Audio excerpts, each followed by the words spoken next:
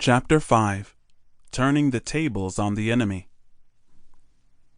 But if you would indeed obey his voice, and do all that I speak, then I will be an enemy to your enemies, and an adversary to your adversaries. Exodus 23:22. The enemy will put poison in front of you to poison you. Then he will sit there and drink something that does not have poison in it, and he'll say, "Okay, let's have a drink."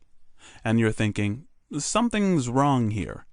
So you turn the table on the enemy. Now the enemy has your glass in front of him, and he gets really nervous, and you say, "Okay, let's drink."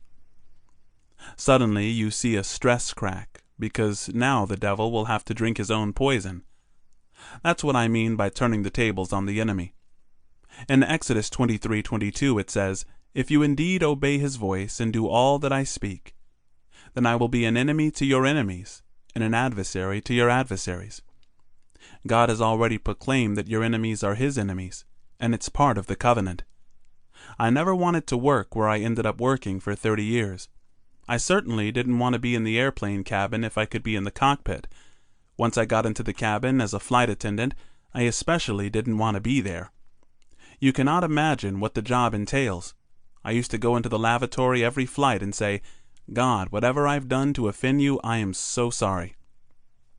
When I graduated from Rhema Bible College, I was asked to stay with the college and travel as a singer for Rhema with Brother Hagin. I prayed, and the Lord told me not to do it, so I went to the airline. I had graduated and was fully capable of being in the ministry.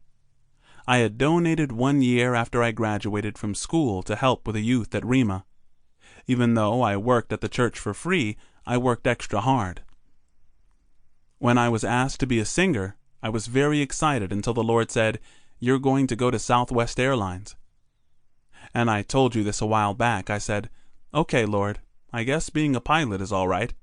The Lord said, "Oh no, not a pilot. You're going to be a flight attendant." I thought, what have I done? The thing about it is, what I went through at my job prepared me for what I'm doing now. You might not believe this, but the only reason I can do what I'm doing right now in my life is because of that job. I could never get up in front of people and speak or do anything, let alone play instruments and sing. I teach college classes and write books, and I can do all these things because I was placed in a situation where I was very uncomfortable, and it was not part of my personality. I've had everything in the Bible and some things that are not in the Bible happen to me. I've seen things and I've encountered things that I did not think were possible. I thought that Sodom and Gomorrah had been destroyed, and then I worked on an airplane, and it was a free-for-all. I had an education in visitations from Jesus, but it didn't stop many people from trying to get me fired. Throughout my career, 21 people have tried to get me fired.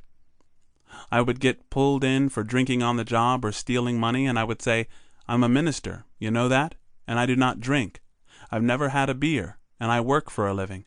I do not need to steal." Finally, managers asked, "Kevin, what's going on?" I told them, "They are asking me to drink with them all night, and I don't drink. They want me to go to bed with them, and I don't do that because I'm a minister. I was not even married yet, and I could have done what I wanted, but I always walked away from it. When I was eventually married, I was faithful to my wife, my entire marriage." These kinds of problems are real and happen to godly men and women in all their jobs all the time. All of these people who tried to get me fired ended up getting fired themselves, and some people who ended up doing terrible things against us are dead now. I did not have anything to do with it, but I felt bad for them when they were going through things that they were doing. I remember thinking, this will not go well, because I could almost hear the sword of the Lord being drawn. To keep listening to this audiobook, I've left you a link in the description so you can do it at no cost thanks to Audible's 30-day free trial.